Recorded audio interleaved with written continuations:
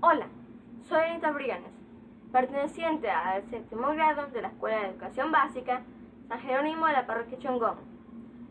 Hoy hablaremos de los gobiernos de Diego Noboa y Arteta, José María Urbina y Viteri y Francisco Robles y García.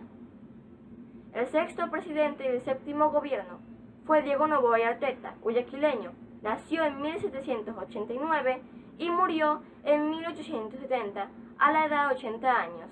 Gobernó del 10 de junio de 1850 al 12 de septiembre de 1851. En 1850 desarrolló un gobierno de facto. Entre 1850 y 1851 realizó un gobierno interino, representante al Partido Conservador. El cargo de vicepresidente fue suprimido. Diego Noboa y Arteta fue político y terrateniente que lideró la revolución marxista, integró el gobierno provisorio de facto. La Asamblea Constituyente eligió el 8 de diciembre de 1850 a Diego Noboa, presidente interino, por 23 votos contra 2 de Antonio Elizalde. Sin embargo, el general Elizalde, con sus partidarios en el ejército ecuatoriano, provocaron varios enfrentamientos. Diego Noboa fue electo presidente constitucional de la República el 26 de febrero de 1851. El presidente Diego Noboa solicitó a la Asamblea Constituyente que autorizara la admisión de la Compañía de Jesús. El presidente de Nueva Granada, actual República de Colombia, José Hilario López, temía que los jesuitas admitidos en Ecuador apoyaran a los conservadores colombianos que conspiraban contra su gobierno, obteniendo el 16 de mayo de 1851 autorización del Congreso neogranadino para declarar la guerra a Ecuador. Durante su gobierno presidencial se creó la actual provincia de Cotopaxi y cantonizó a Tulcán. En lo económico-administrativo, los fondos públicos del Estado con honestidad y claridad.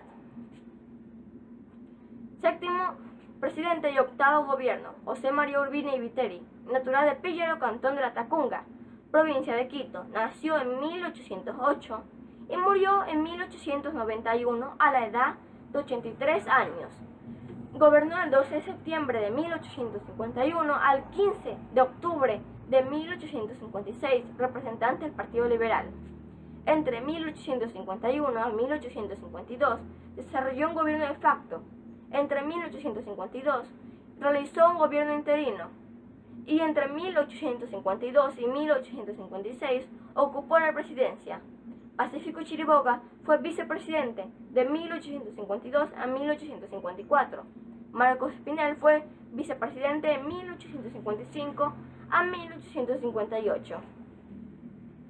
José María Urbina y Viteri, en 1836, durante la presidencia de Vicente Rocafuerte, de 1835 a 1839, fue designado como ministro plenipotenciario en la capital de Nueva Granada, Bogotá.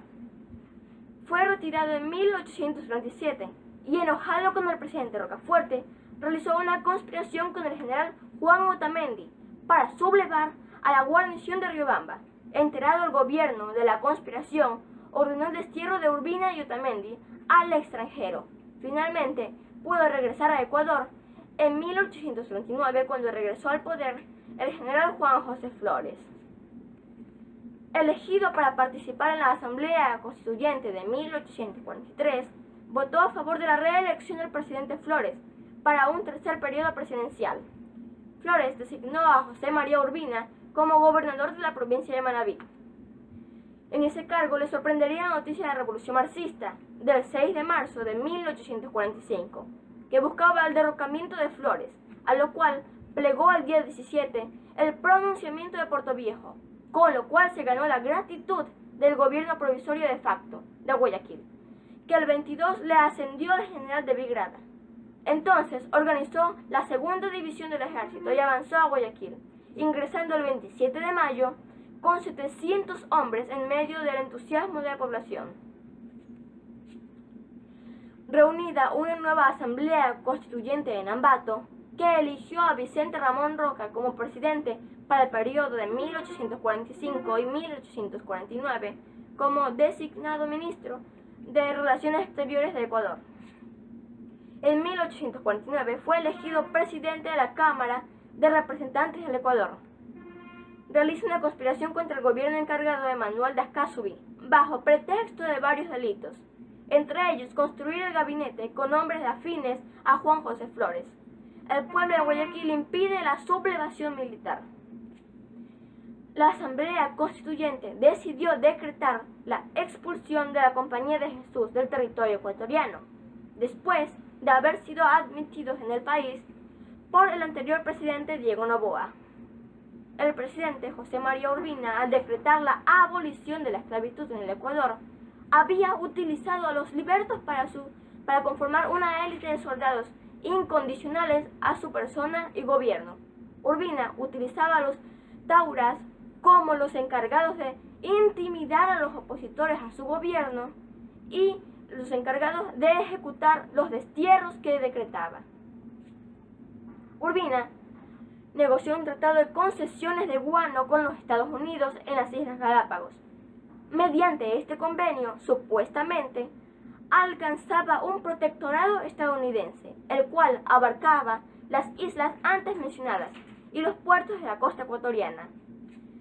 En 1854, año en que se pretendió cancelar la inmensa deuda de la independencia, para lo cual acordó el representante de los acreedores británicos que el Ecuador pagaría dicha deuda, entregando para su explotación y colonización grandes extensiones de tierras en el margen derecho del río Marañón y en las regiones madereras de Esmeraldas. Lamentablemente, este convenio no se pudo concluir a causa de las reclamaciones que hizo el gobierno del Perú. Octavo presidente y noveno gobierno, Francisco Robles y García. Nacido en Guayaquil, provincia de Quito, nació en 1811 y murió en 1893 a la edad de 81 años. Gobernó del 15 de octubre de 1856 al 31 de agosto de 1859, representante del Partido Liberal. Marcos Espinel fue vicepresidente de 1855 a 1858 en una primera etapa. Posteriormente, Jerónimo Carrión fue su vicepresidente hasta 1859.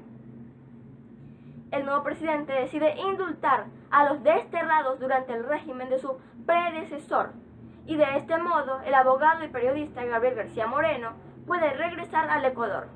Fundó el Instituto Científico de la Tacunga en 1857, en Loja el Colegio La Unión, el Instituto Señoritas de Loja en 1858, los colegios Bolívar de Ambato y Benigno Malo de Cuenca.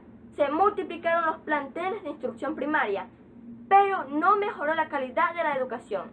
Dispuso que los abogados de los pobres y agentes fiscales debieran defender gratuitamente al indio del interior.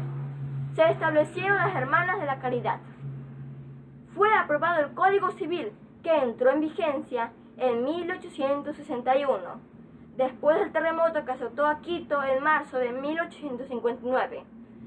Robles dispuso la reparación de los daños causados, impulsó la educación pública, expedió el Código Civil inspirado en el de Chile y aprobó la abolición del tributo de los indios y el arreglo de la deuda inglesa, la puesta al día del Colegio Vicente León de la Tacunga, la fundación de los colegios La Unión y uno para señoritas en Loja y la creación de numerosas escuelas fueron la obra del ministro de lo Interior, Antonio Mata, y la colaboración de gente de la localidad.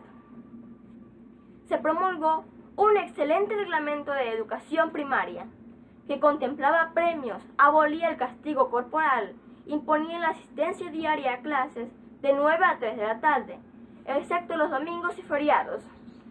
Señalaba vacaciones de 15 días anuales y las de Navidad y Semana Santa, e instauraba la supervisión cantonal y parroquial, integrada parcialmente por padres de familia. Pero con la abolición de la ley de la contribución personal de indígenas, Robles había golpeado a los terratenientes serranos y favorecido el flujo de mano de obra a las plantaciones de la costa. Los hacendados de la Sierra Norte se mostraban descontentos.